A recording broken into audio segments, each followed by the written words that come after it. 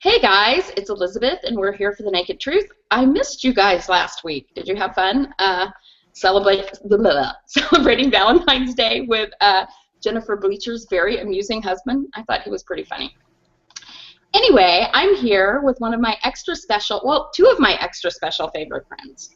So Lindsay's here tonight as a co-host. Hey guy. I'm like, hey, Lindsay. Wow. Let's start that off. You already fumbled, so I feel better about it. I did. Yeah, and we've got Nirvana here. Nirvana, we're super excited to have you. Welcome. Hey guys, hey. Hey guys. Hey Nirvana. It seems like I just saw you in where was it? San Bernardino? San Bernardino sounds good to me. Santa Barbara? Somewhere? Okay. One of those. I lived in San Bernardino. Did you guys know that? We called it San Bernardino. You lived in San Bernardino? Yeah, for Really? 2 years in graduate school. Wow. Yeah, just FYI, side note. You were a 909er? I was a 909er, yeah. Good story. Interesting. So what's been going on with everybody's weeks? Nirvana, how's your week been? So far so good. I hurt my knee at the gym. Other than that, my week has been incredibly boring. Lindsay, week- I like your straw. That's kind of cool. Yeah, I got these on Amazon. I am drinking Nice. guava, you know, one of those things that's all probiotic-y. Mm-hmm. And I mixed it with mineral water because everything since I'm not drinking, everything's mixed with mineral water. My week was good. Yeah, I got a lot of wedding plan stuff done. Wedding planning done this week. I had one of the better weeks that I've had in a long time just in life. Like, I just felt like I was good at life this week. That's a good thing. I did not feel like I was good at life this week. But hey, this is the start of a new week. That's right. There's always another week. And as I was telling the girls before we went live, it's like, here's a week where I didn't eat right. I ate a pint of Ben & Jerry's over like 4 days. I ate a filet of fish sandwich, the whole thing. McDonald's for pretty much the first time, I think, since weight loss surgery. I did not exercise at all, and I lost weight.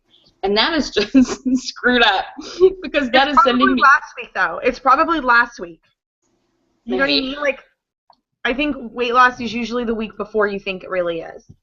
Okay, but I don't know. That's not good for me. Those kind of messages, not good for me. Anyway, let's jump into community celebrations.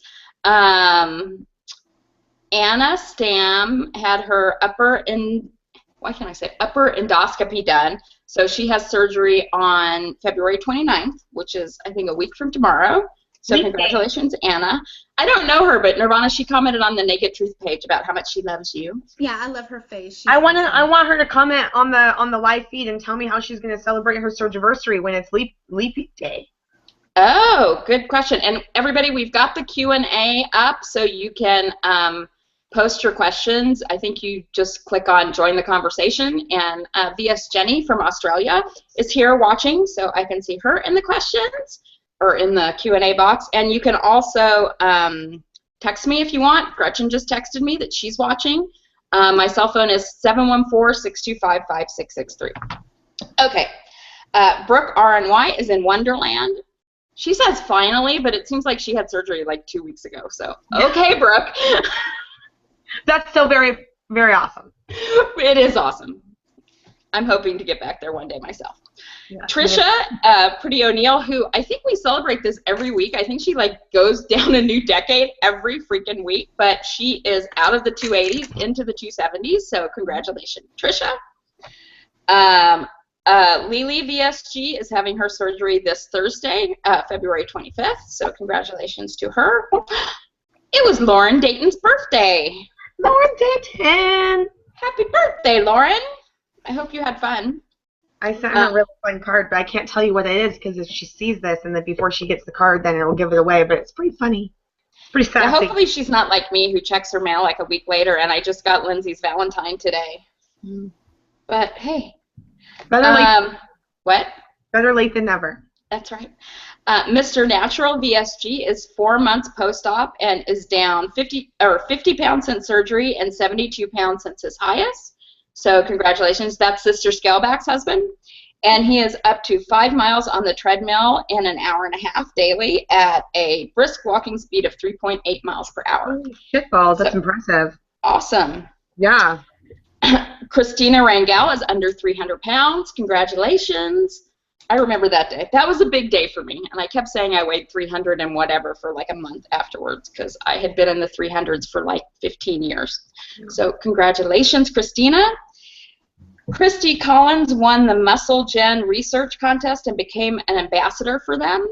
And I haven't watched videos in a while, so I'm not exactly sure how that happened because I thought she didn't win, but I guess she did win, I guess. So congratulations. And she's also started a WLSFA Ohio chapter interest group for people in Ohio. So I'm sure she has information on her Facebook page about that. Jen RNY had her bypass. Well, this is her bypass yesterday, and I'm not sure when they posted this. So she had her bypass last week. So congratulations, Jen. And Michael May is back in Wonderland. Woo! And he hit the gym 6 times last week. So congratulations, Michael. So that's our community celebrations. Woo-hoo. Shall we jump in and learn more about Nirvana? I really want to. So can I? Awesome. Okay. Yes, go ahead. Nirvana's like, oh God. So Nirvana, I know we have a lot to talk about today, so I'm just going to jump right in. From my understanding, you've had several different surgeries. Is that right? Yeah, I have. Yeah. So maybe if you could give us like a general, talk a little bit about each one, your starting weight before each one, and what they were, and where you're at, and kind of just the elevator pitch, so to speak. Okay. So I started out at 523 pounds, and so much to say. And when was that? That was 2013. So okay. The beginning of 2013, wow. I hit over 500 pounds. I'd finally gotten insurance, so I didn't know what I weighed, but that was the first time I actually got weighed by a real doctor. It was like, oh boy. So, I finally found somebody who would take me because I'm a military wife, so they do not typically want to take you if you weigh over 400 pounds. So I could not find a doctor in a military hospital that would touch me. He was anyone I had seen was pretty like, come back in like 123 pounds and then we'll talk, So pretty much I finally found a group that was like, okay, we'll take you on. So it took me 8 months to lose to 464 pounds on my own. So I did that with Weight Watchers.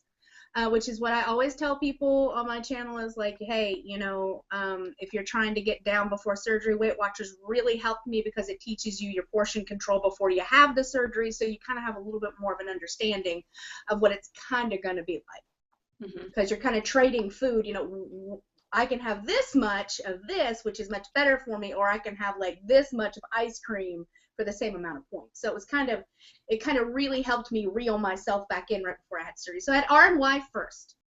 That was August 20th, 2013. And I had complications right off the bat. Right. So what were your complications? I had strictures. It took them over 2 weeks of me in and out of the hospital with my kidneys shutting down because I was getting dehydrated and throwing up and not being able to keep down any food before they would listen to me. They were just like, oh, your pouch is just really, really swollen, which happens to everybody. You're not trying hard enough. So finally, my kidneys start shutting down because, I'm not getting any liquid in. And Amber, I'm sorry to interrupt. What is a stricture? A stricture is where the top part of my my esophagus and the bottom part where they hook in the tubes to my esophagus, and then the intestines, they were closing too fast. So instead of nicely healing like most people do with the RNY, my body heals so fast it immediately tried to shut them off. Oh, okay. So nothing could go restricted what you could get. Yeah, I couldn't get anything in, and I literally couldn't get anything out. Okay. So excuse me. So I immediately had strictures. It took them 2 weeks of me in and out of the hospital a couple times for them to finally listen to me. They gave me an endoscopy, and that is where all hell broke loose. So once they gave me the endoscopy the first time, an endoscopy, most people know because you have to get that before you have any kind of surgery just to check out what's going on down there. I didn't have to have that. Lindsay, did you have to have that? Have what? I'm sorry? An endoscopy. Okay. I was just curious. Anyway, maybe sorry, I sleevers interrupted. don't have to get it. Maybe sleevers don't have to have that. Maybe not. For bypass people, I know that most of us do. Because they check you for a certain bacteria, which is easier to detect at the bottom of your stomach by looking. So I'm a ridiculous fountain of knowledge. So if I get like on tangent, just be like, reel you back in. We like knowledge. Knowledge is a good thing. So like, where was it? Stricture. Yeah. So they put the endoscopy down there with a little balloon on the bottom of it to open them back up by just with pressure. So by inflating the balloon, it opened up both strictures I had, and then they sent me home. And I was like, okay, yay, I could finally eat and drink. Cool. Well, then another week later, I started having the exact same problems. My stomach was hurting. I couldn't get any food down. I wasn't getting any water down. And I was 3 hours away now from my surgeon because I had moved to go be with my husband in the military. So I no longer had that network of somebody I could go see on a regular basis saying, hey, something's wrong. And I just so happened to be in limbo with my insurance because I had moved to a new state. So I had no insurance. So I had no doctors to see and go, to help me. And my gallbladder was rupturing. So I ended up in the emergency room, not able to eat, not able to drink, and I'm thinking of having a heart attack. I'm having a heart attack. This is it. Like, something has terribly gone wrong with my bypass. I'm obviously dying. I'm not dead, obviously, so I lived. But, they found out yet another stricture, and I had a 4-centimeter gallstone. So, whoa, that's huge. Yeah, stuck in my bile duct. Like, if you guys are on my Facebook and you go through my crap in like 2013, you'll see I have a picture of it. It's disgusting. But like, it's massive. So that's what was clogging my bile duct, and no bile could get out. So I was actually rushed to my original surgeon because nobody there would take me to have my gallbladder removed. And then he gave me another endoscopy while I was under to fix those strictures. That's where he damaged my pouch. So, yeah.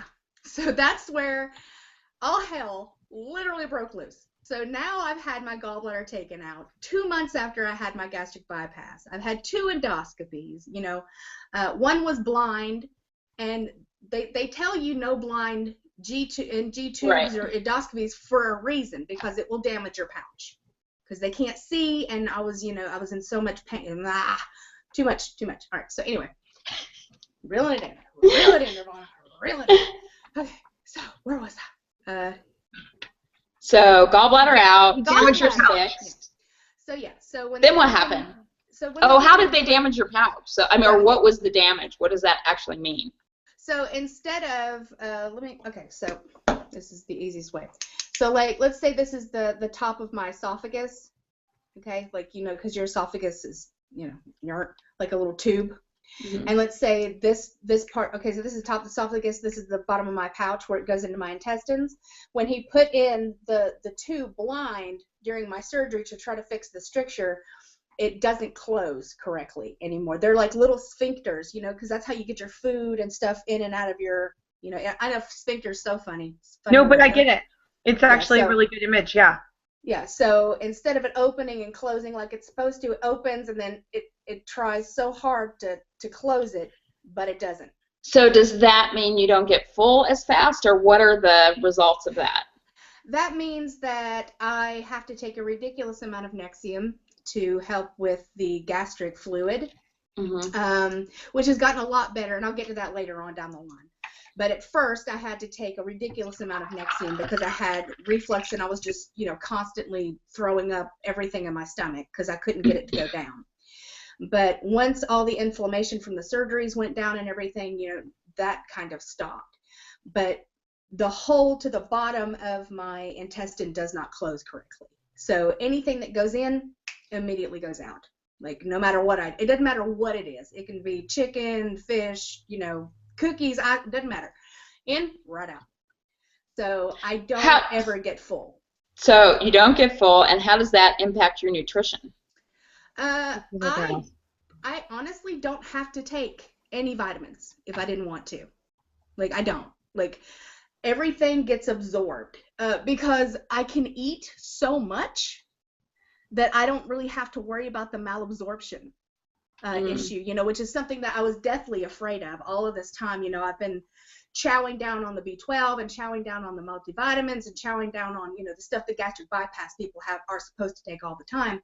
And then a year later, I go back to my doctor for, a full panel test, which is when I got here to California.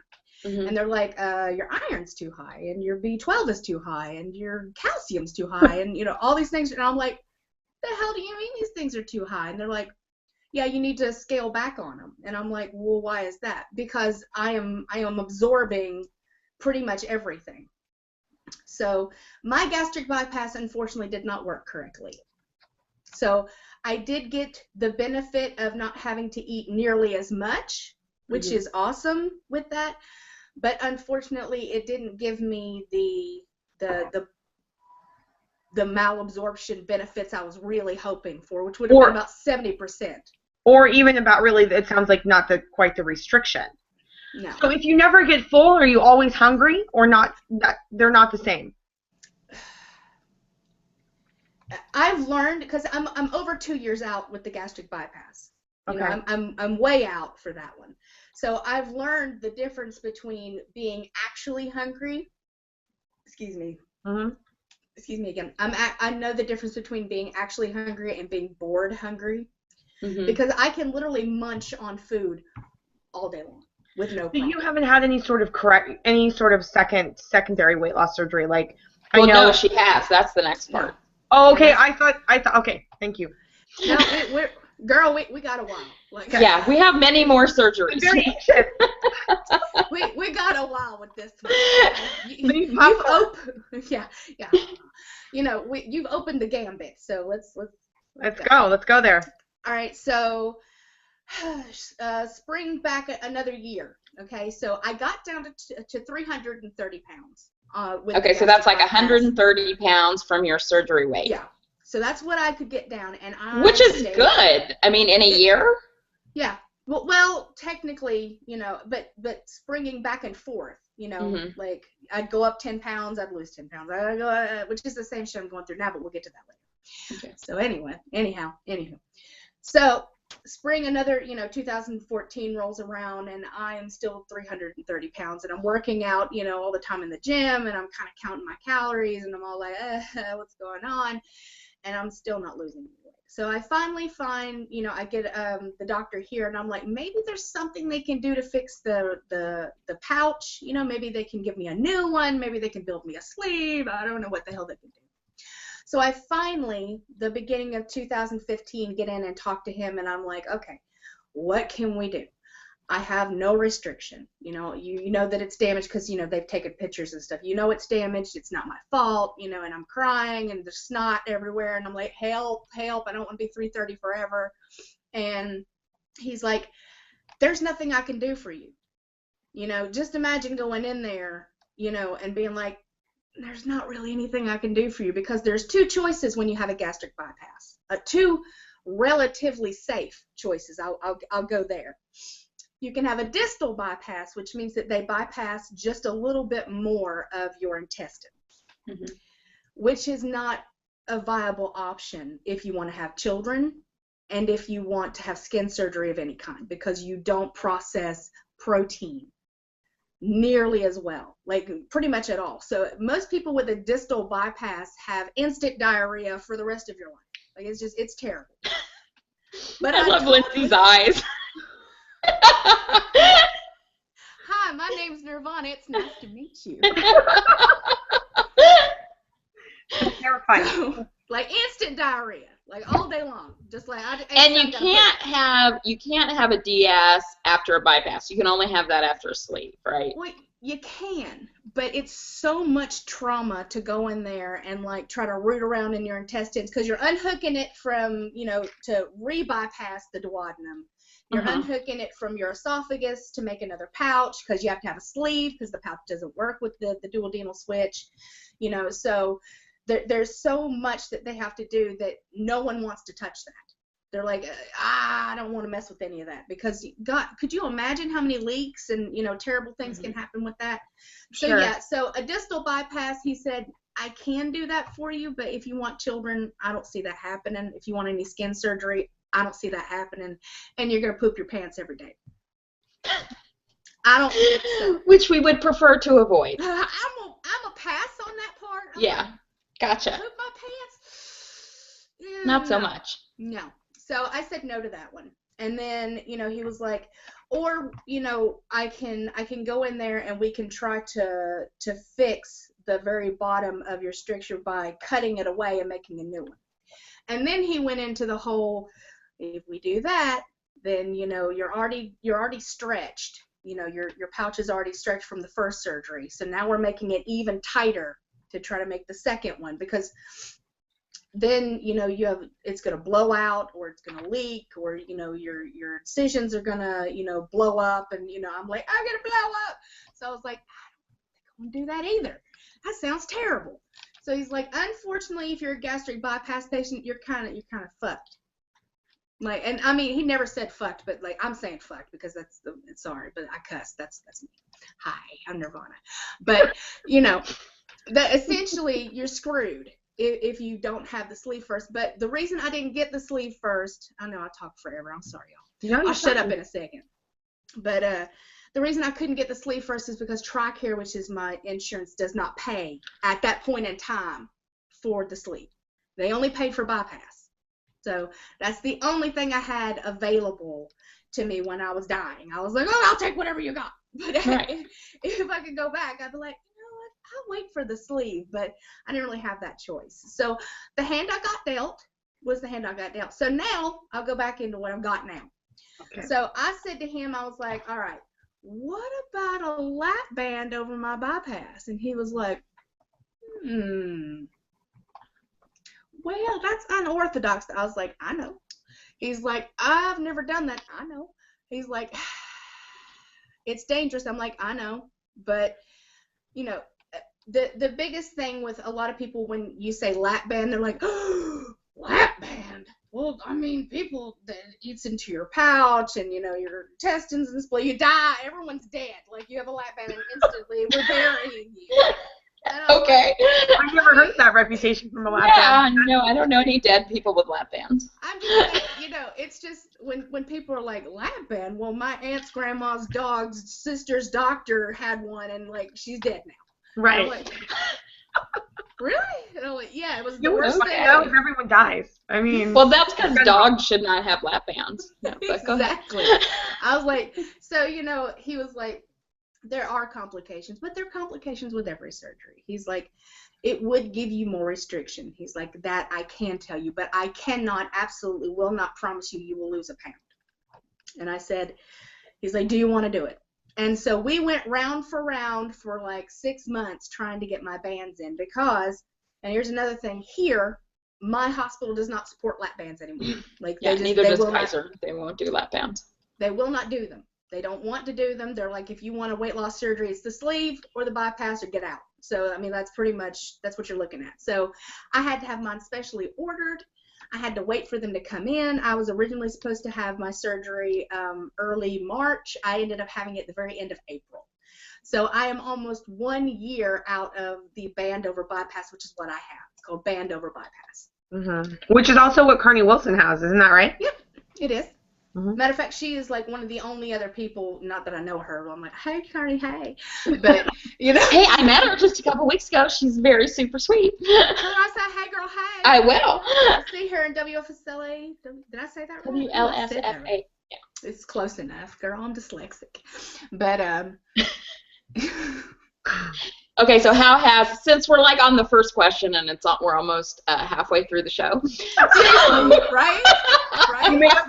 So how has band over bypass been doing for you? It is not easy. it's a lot harder than I thought it would be, and he was right. You know, he couldn't promise that I would lose anything, and it is just like having a normal lap band. So But unless you you put have in, lost.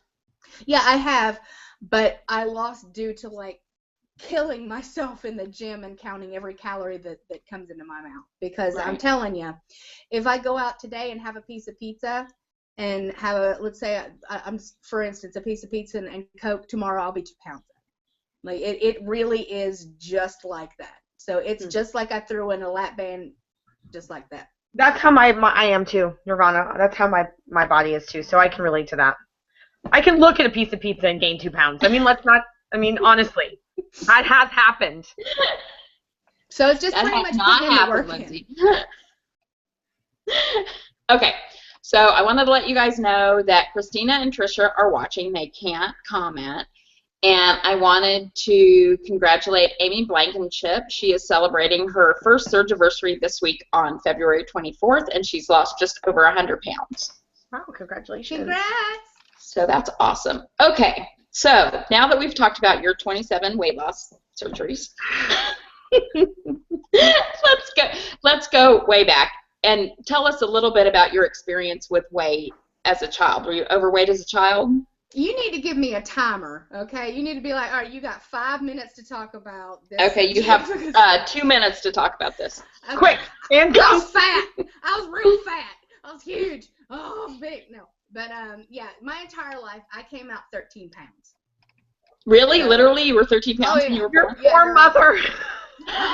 Did she have a cesarean, I hope? Luckily for her, I was breech. I was like, I ain't coming out there. You better give me a cesarean. I'm having a hard time hearing you again, Nirvana. Can you speak up just a little bit? What about now? Yeah. Better, much better. Okay. Yeah, she had a cesarean because I was breech. So, lucky for her, because she did not know I was a 13-pound baby. So, I've had thyroid issues my entire life, and and of course, you know, I grew up real poor-like. So we did not have proper insurance to fix it. So I kind of just slipped through the cracks and became very large throughout my entire life. So, yeah. Did your family try to manage your weight? My mother and I were always big. You know, my mother never got like my size, obviously, but she was battling her own stuff. So of course, you know, we tried Weight Watchers and Slim Fast, and you know, when the Atkins diet came out, we were like, oh, we can eat all the bacon we want. So I mean, bacon and steak, yes, yeah, love it. all day, and pork rinds all day long. Oh yes, and cheese. Yeah, I mean, who doesn't want that? So yeah, we tried it, and of course, you know, I still want it, but you know. I still eat it. I do too. I would lose, you know, 20 pounds. I'd gain 50. You know, it wasn't going to stay off. Plus, you know, if I knew what I knew now, it'd be a lot different. Like, you know, get your ass to the gym, quit being lazy, you know, get off your ass, do something about it. But I was a kid, and you know, I did what I did. And what I did was I was poor and I ate. That, you know, that's how life was. So yeah, I've always been big. So you mentioned that your mom was heavy as well. Did was that something that ran in your family, or was it just you and your mom? And did any of your other family members have surgery, or how did they deal with their weight? My mother has gastric bypass. One of my aunts has gastric bypass, and one of my cousins has gastric bypass, and I'm just saying my mom's side. And then one of my cousins and one of my aunts on my dad's side also had the sleeve done. So we've got 2 sleeves and I think 4 bypasses now. Wow. So we all big girl. Like we just, yeah. How's the results been for everybody? I mean, everybody got a lot luckier than I did. Oh. I got the short straw apparently. When it comes to surgeries, no, everybody. My mother and my aunt, her sister, have a lot of issues with them. Like my mom has gastritis and diverticulitis, which is an inflammation of the intestines and the inflammation of the stomach pouch. My aunt Kathleen, she has her intestines have twisted. Both of them have dropped a ridiculous amount of weight. Look very, very ill. You know, hopefully they'll never watch this, so they won't be like, how dare you? But, you know, but honestly, it did not go well for my mother, and it has not gone well for my aunt either. but both of them are bypass. So they're older, but they're like 5 years out. Yeah. So how did you cope with being overweight growing up? I ate. What answer do you want? I ate some more, girl. Like I was a hot mess. I get that. I hear you totally. How do you feel like your weight held you back? I think it held me back in every area. Like in every, I didn't make friends very well. I still don't. I didn't make friends very well. I was a complete and utter recluse. You know, I quit school because of the hazing and the bullying and stuff like that. I was 350 pounds at 18 years old. So, you know, at 16, I was over 275. You know, at 15, I was over 200. I mean, it was just, so you can imagine what I dealt with. Plus, I'm a gigantic nerd. So I was in band, I was in chorus, you know, I was in ROTC. So, like, you know, you can imagine those kids get picked on anyway. And then I've run the gamut of being fat and all three of them on top of it. So it was not very awesome growing up being me, but, you know, that's about all I can say about that. Everything you experience takes you to where you are now. That's right. Agreed. What would you say, Nirvana, was the moment that finally led you to led you to the decision to have weight loss surgery? What was the straw that broke the camel's back, I guess? I started having really bad chest pain, and I didn't have insurance, and my husband and I had just moved to California to live with his parents for a while, and we were newlywed, you know, and my husband. How did you meet your husband? Who is such a cutie, by the way. He is so cute. He's pretty. And his mom's pretty fun too. How's she doing on Tinder? She's doing. Oh my God, she's on Tinder. That is cute. I put her mom on, or her mother-in-law on Tinder when we had dinner, because I'm the Tinder ambassador. She has met a gentleman on Tinder, and they are trying to, you know, have a relationship. So I don't think she's on it right now. Awesome. Wow. Okay, enough about. See, I am like, Tinder should pay me. Honestly. For real. They should. So, I should do a commercial. Anyway, how did you meet your husband? I met my hubby on a video game. So way back in the day, before I had any of my surgeries, I did nothing but play video games all day long. I escaped my reality by playing Second Life and WoW and EVE Online, pretty much any video game I could get a hold of. Like I was in, you know, I was there. So I met him on a video game. Cool. So what? Now back up to what led you to weight loss surgery, because I interrupted. Oh yeah. So we had met to we had met in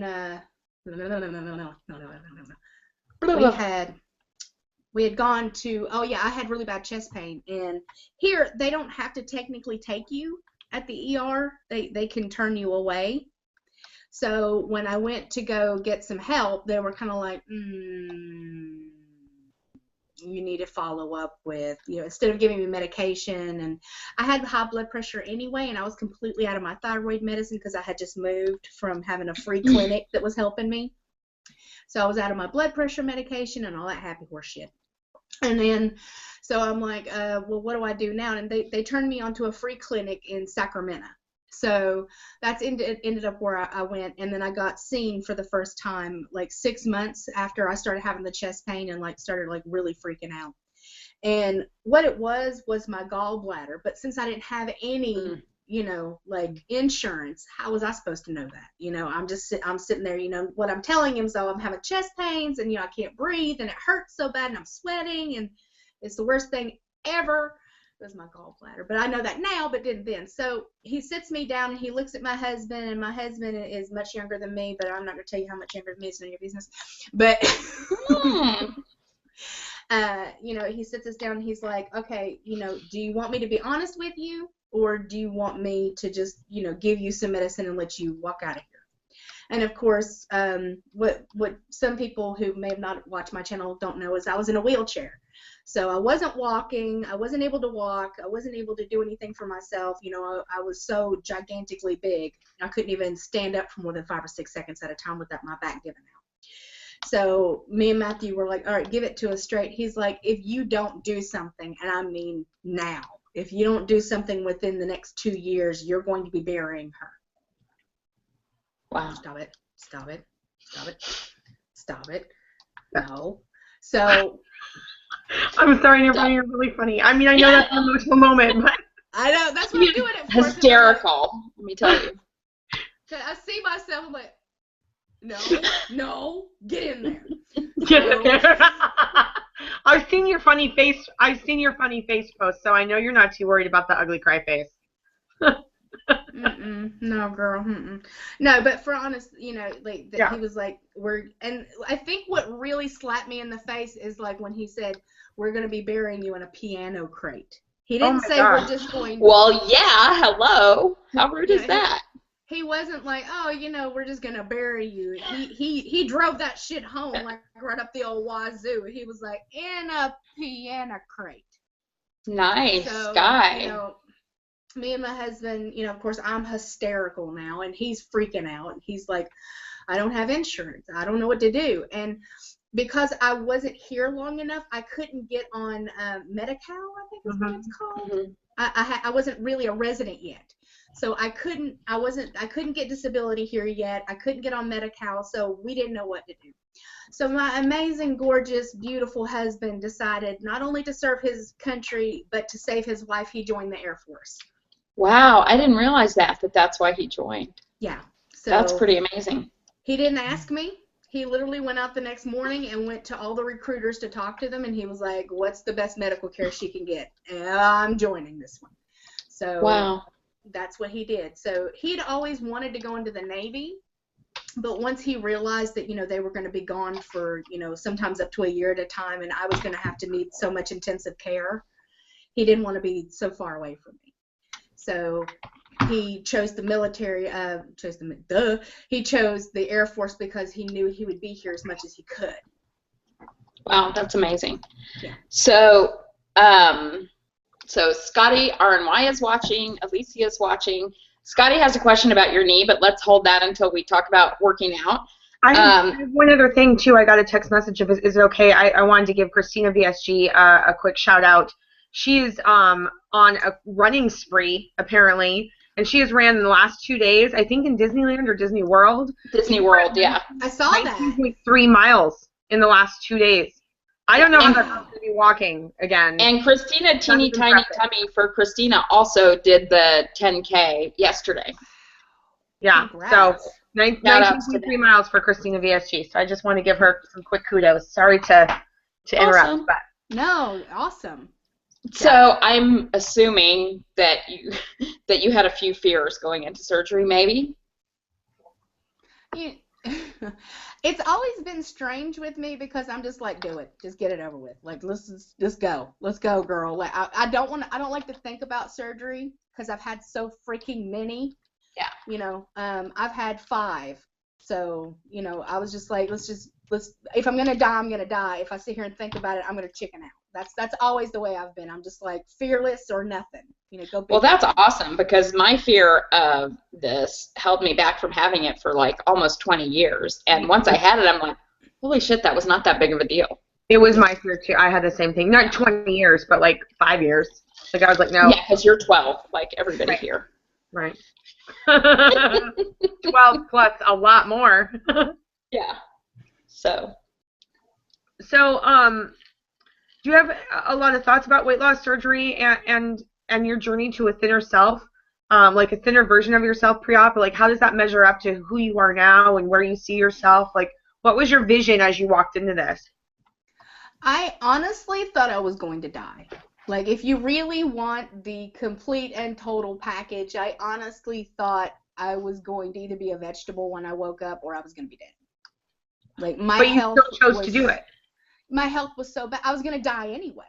Like, it was just, I was literally walking on borrowed time. If I was at least going to, like, I've always said, and I will stick to this, I'll try at least something once. Twice if I like it. So... You know, so you never had any vision. You were like, okay, I'm gonna take those odds, but you never had any vision being like, a year from now I'll be this or whatever. I didn't buy clothes. I didn't buy pretty much anything pre-op. Like, I was just like, if I make it, awesome. I know where to go get shit. If I don't make it, well, then I haven't wasted my husband's money. Yeah. Is that awful? That's awful of me, right? But that's how I felt. No, I don't think that's awful at all. I mean, I thought it was going to work for everybody else, but not for me. Yeah. And I think a lot of people feel that way. Well, that's actually what happened to me.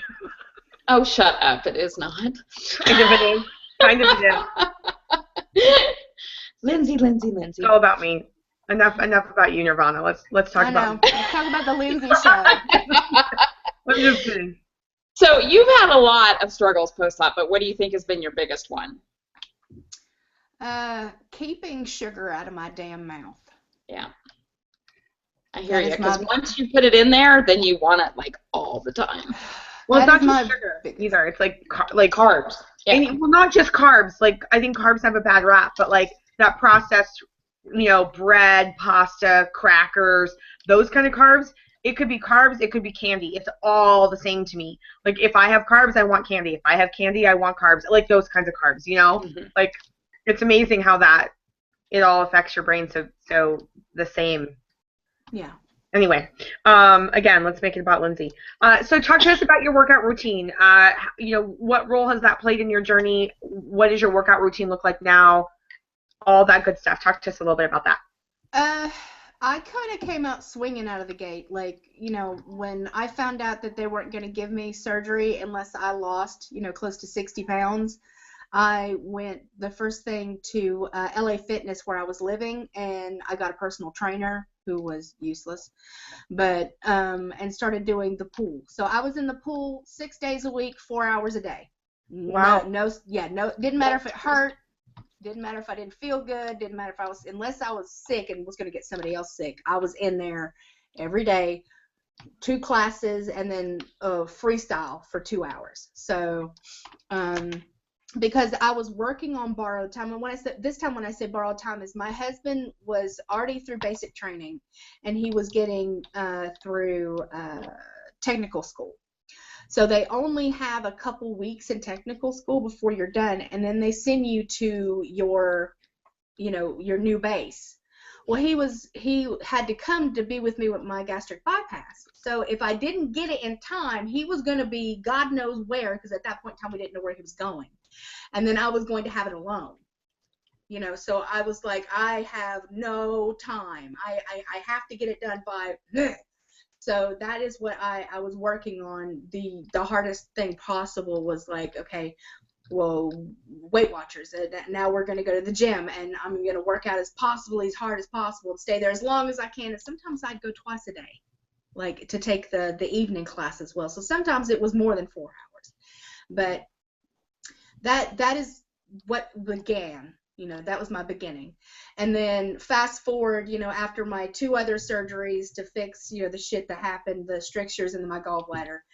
And then I was like 418 by the time my gallbladder was out. So I had lost, 50 pounds almost? Pretty close to 50, 464 to like 418. And I had gotten some stuff for my birthday, and when you're living on base, you can't let a truck in there unless you're there, to sign for it. My husband was at work, and I had absolutely no car because I don't drive, and they were like, if you don't come and get us at the gate, we're not bringing this back to you. So I had some furniture my husband had bought for my birthday, and I was like, awesome. And it was 1.5 miles from my house, so I couldn't wheel myself there. Because the way the street was paved, there was no way I could wheel myself there. So I had to walk all the way to the gate, the first time I'd ever tried it. And I made it. It was really hard. It was raining. I have a picture of my little face. I'm like, I made it. Yeah. All rained on and shit in the middle of damn December. I was like, I didn't die. So... that was the very beginning of me like, okay, well, you know what? Maybe I don't need to be in my wheelchair anymore, because I was still using it for everything, because that was my crutch. I still need my wheelchair. I got to take it everywhere with me.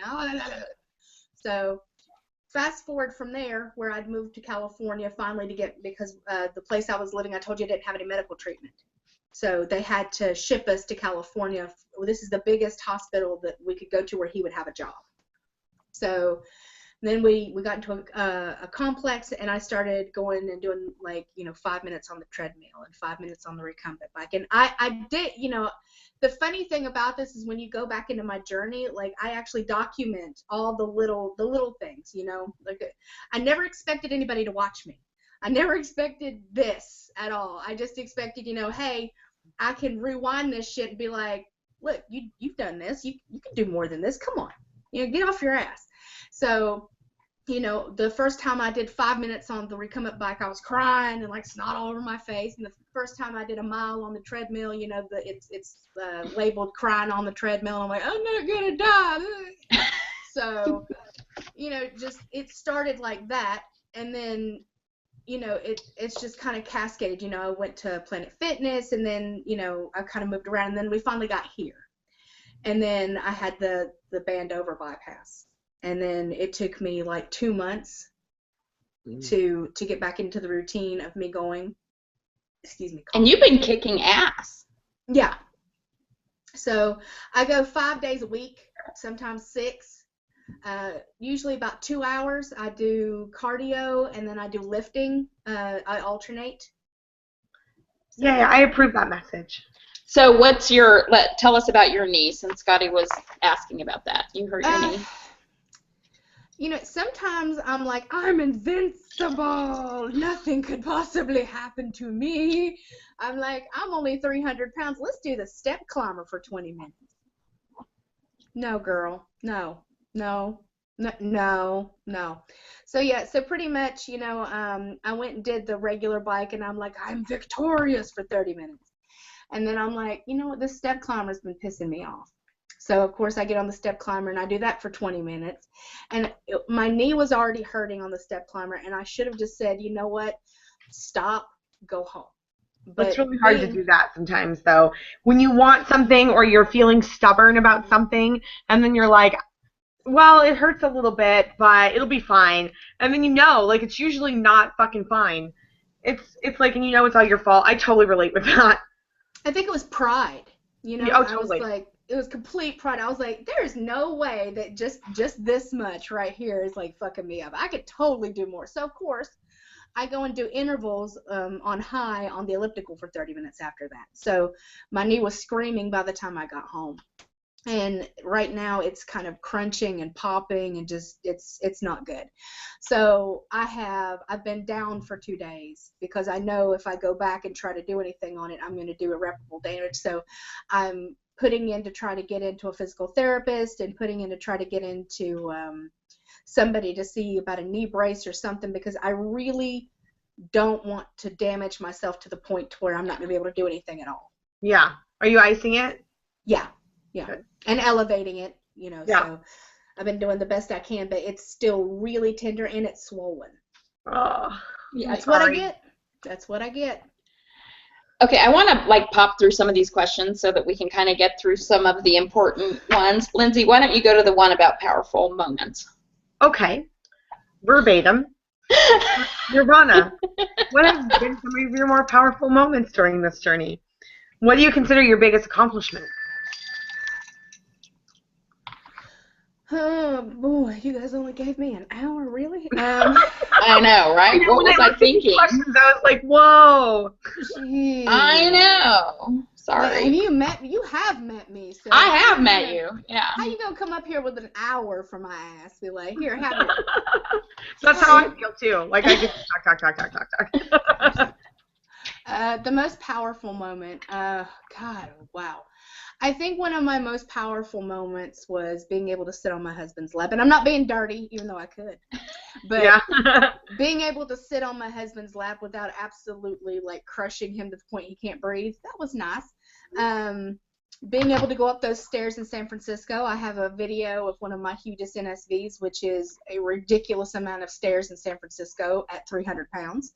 That was so awesome. I hit my car, and it made the alarm go off.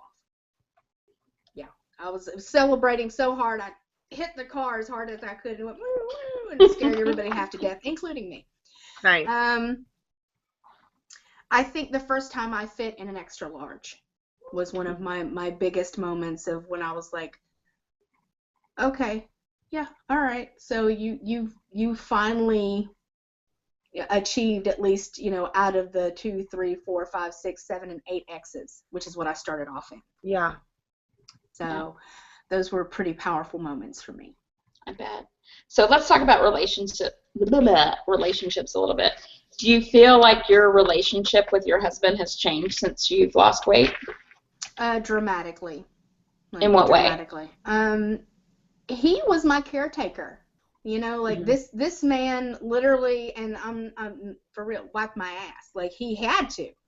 Like when I had my gastric bypass, I couldn't turn around to get on in there, so he had to do it for me. I mean, there were points in my life where I couldn't brush my hair, I couldn't put on my bra, I couldn't put on my socks, I couldn't, do anything for myself.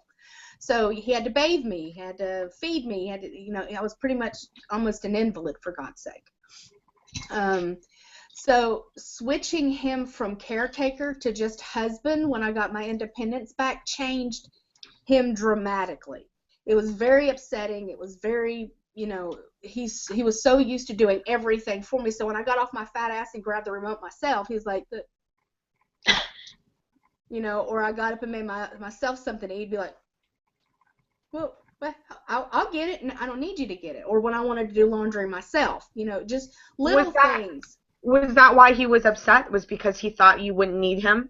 Exactly. He had a very hard time realizing that, okay, so I am going to gain some independence, but that doesn't change the fact that I love you and I want to be with you. Because that was one of the biggest things for him, was just like, well, what's my role then? Because he'd never been anything else. Mm-hmm. What about other relationships? Friendships, family members. Has your surgery or hold on, can I just talk about one other thing in terms of her husband? So one of the things you guys want to do is have a baby, right? That is correct. So why don't you talk to us about how that's going? It's not. So, I absolutely refuse to cry on this damn video. I don't care what you guys ask me, like it's not happening. Because if you guys want to watch me cry, go to my own damn channel, because I do it every day.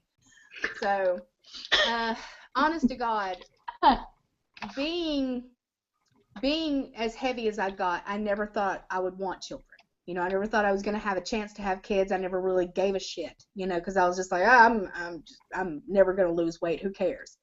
And then I met Matthew, and he's beautiful, and he's sweet, and he's kind, and he's giving, and he's loving, and I realized instantly I had a future with him if I wanted it. That was the biggest thing, if I wanted it. So you started to say something. You went, oh, well, I was going to say, and your babies are going to have the cutest dimples and blue eyes, but I figured that was maybe not appropriate. But then I just said it anyway. But so I thought, like a lot of people, I guess, once you have gastric bypass or some kind of weight loss surgery, you're going to be instantly fertile and have 90,000 babies. Well, girl, it didn't happen like that for me. It does not happen that way for me. My periods never came back, really. Sorry, TMI guys, for that are watching me.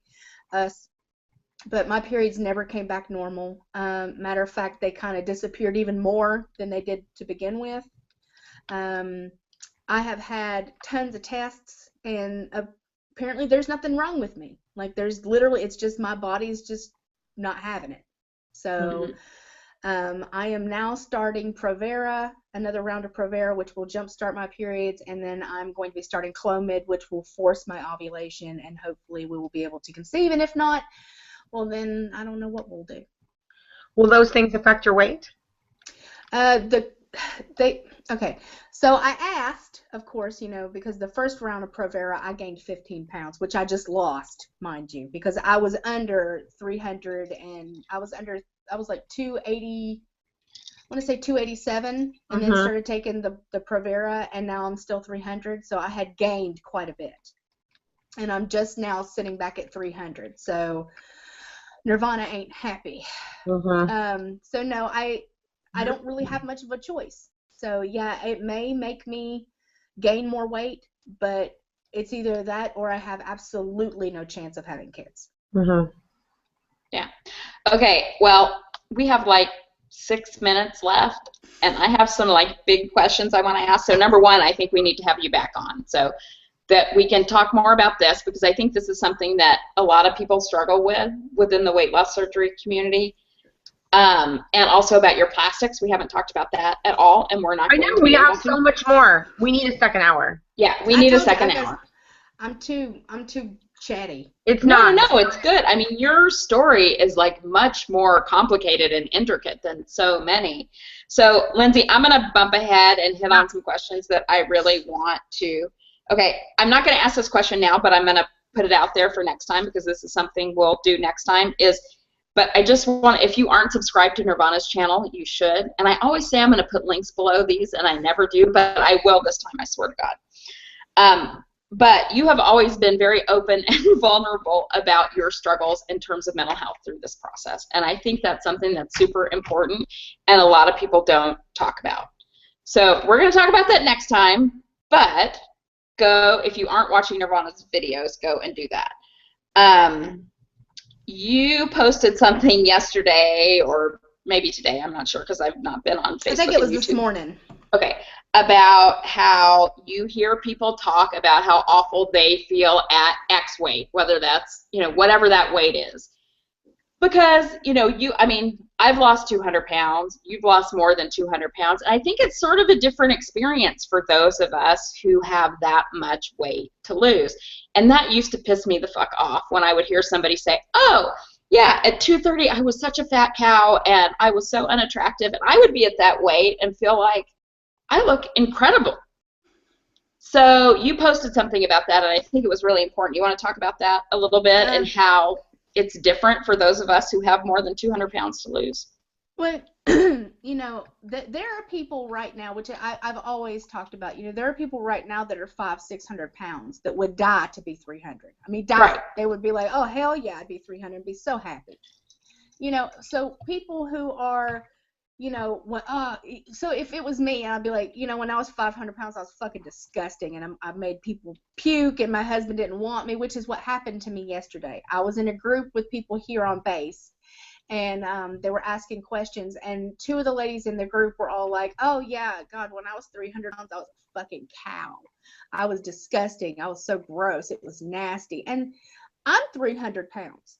And they would tell me that, oh, my husband threatened to leave me because I was so fat. And, like, that's really hurtful. Your words, when you're not thinking about it, a lot of people would be very happy to be 300 pounds. And I don't find myself. Absolutely. I don't find myself hideous, and even when I was 500, I had some kind of body love, which. So talking about it and being like, oh, God, when I was 500, I wanted to kill myself. I was so gross. So when people are, finally get to 500, they're like, well, I guess I'm still gross and I'm still disgusting, huh, since you thought so. It's not okay. It's not okay at any weight to be like that about yourself, because that I think for me is more of a mental thing. But, I don't begrudge anybody their own feelings and opinions about themselves. But when you're talking to somebody else who is also struggling to lose weight, and then, they're at whatever weight that you are now, and then you're like, oh, yeah, God, I was so fucking gross. Well, who wouldn't feel bad about themselves then? Yeah, and I just think, it's everybody's YouTube and Facebook weight loss surgery community journey is their own. But I would just say be a little aware of that. And Walter did a video about it once where it's like, you know what, I don't hate this person that I used to be at whatever, weight it was, 500, 400, 300. I'm embracing them because that's the person that got me to where I am at today. And Nirvana, you look incredible. I just saw you not that long ago, and you look amazing. But I just think it's something to be aware of for the people who are at a little bit of a lower weight when they're starting out, that there are people out there who are watching your videos or listening to you who may be at the weight you started at. And they've made a huge, huge progress. Who will maybe happy that they got. Yeah, absolutely. I was way fucking happier at 300 pounds than 400 pounds. I'm into that. Hello, I could walk around the block. So just being a little more self-aware of your environment and the people that you talk to, because you don't know what your words are going to affect somebody else, is all I was saying. Mm-hmm. Awesome. Okay, we're going to already go over our 6 o'clock time. So if you had one piece of wisdom to give people who are listening, what would it be?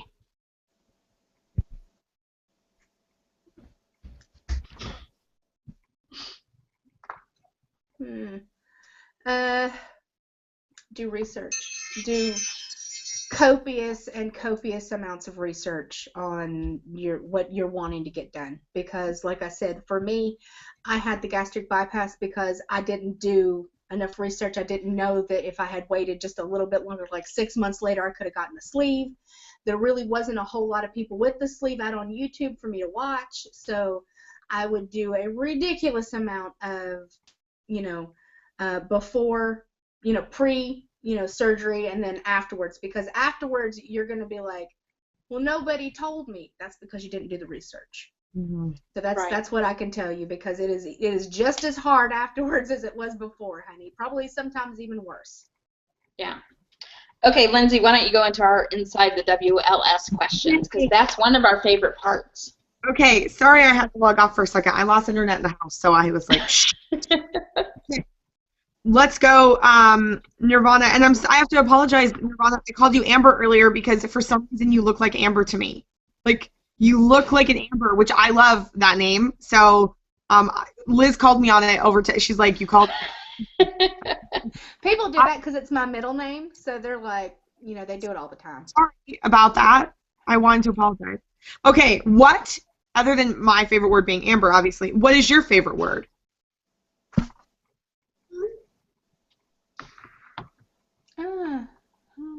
Coffee? Coffee? That's a Lindsay favorite, too. Or jet fuel, right? Yeah. Actually, it's coffee. What is your least favorite word? Frottage. What is that? That means to rub against. Ew. Frottage. And it's usually in the sexual connotation. So, okay. Rubbing to against frottage. The sexual connotation may not always be bad. But itself just doesn't sit well with her. Okay. I just don't like the word. Don't like it. That may be the first word that I have never heard of before that someone said on this. Frottage. Frottage. Okay.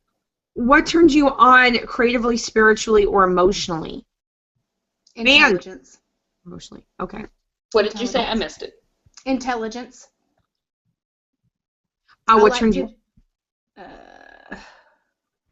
Smells and texture.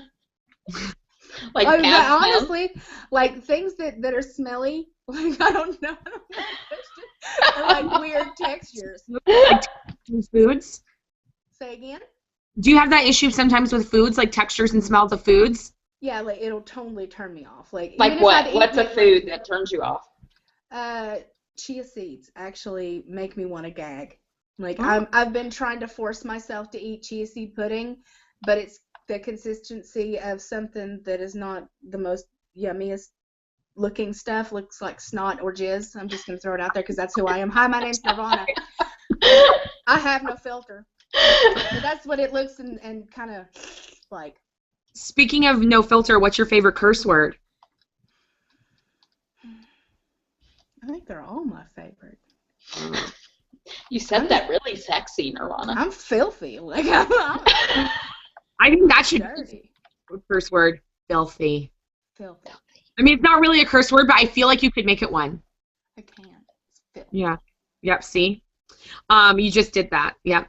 What sound or noise do you love? Oh, my Pekingese snorting. It's the cutest damn thing ever. Okay, what about sound or noise that you hate or dislike? I don't like the word hate, but.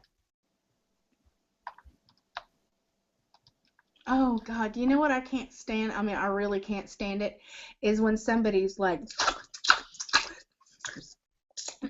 with their damn gum, and you're just sitting there like.